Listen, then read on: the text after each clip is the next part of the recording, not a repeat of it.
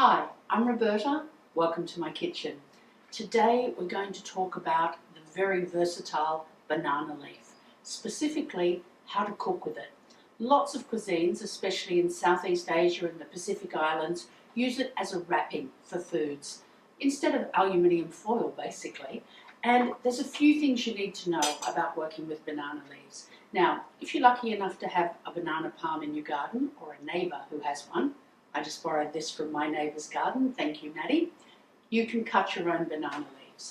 If not, most Asian or islander grocery stores will sell lengths, this must have been a very large banana leaf, lengths of banana leaves like this. So whichever type you get, you prepare them the same way. First thing we need to do is give them a wipe.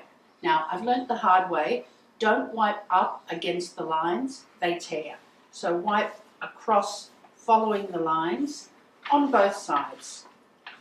And that's just to get rid of any dust or little critters that are on there. And which side do you put the food on? The dull side. So the shiny side goes on to the heat surface, the dull side goes next to the food. So maybe you want to give that an extra good wipe. Now, if you're using a banana leaf that you've cut from the garden, you're going to cut down along that coarse stem to get rid of that on both sides. And you can also just trim off any brown outer edges and give it a nice straight line. Let me finish doing that one. There we go.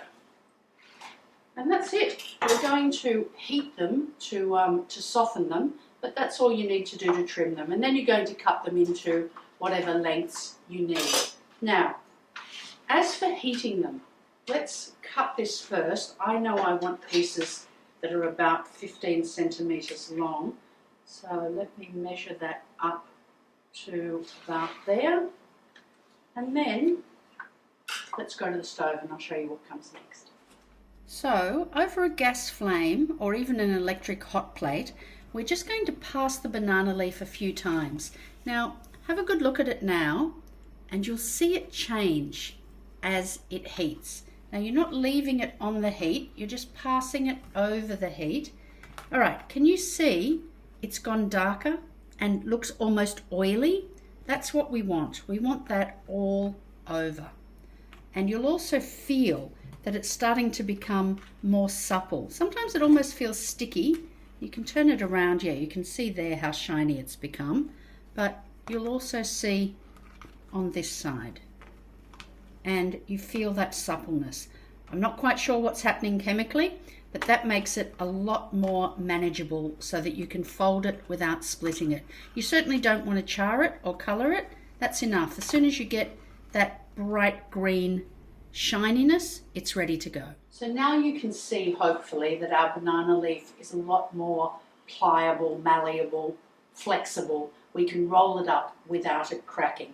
If you don't have a heat source like a gas flame or electric hob, if you've got induction, for example, you can always just pop it in the sink, cover it with boiling water for about a minute, and then drain it and pat it dry.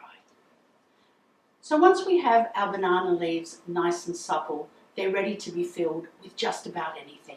I'm using some minced fish with spice paste here, an Indonesian dish called tum, but it's up to you what goes in them.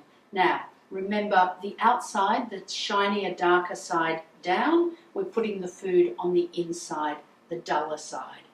And for this, I want about 50 grams of my tum. On it goes.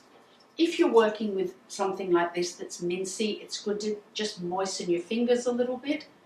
And we're putting the mince, or whatever we're wrapping, along the same way as the lines, because that's how we want to fold it. So rolling up now in the direction of the lines, and because it's nice and supple, we can just secure it with toothpicks. If you're planning on cooking over charcoal, it's a good idea to have those toothpicks soaking in some water. So there we go, a banana leaf wrapped parcel ready to be grilled, steamed, baked, cooked any way you like. Happy cooking with your banana leaves.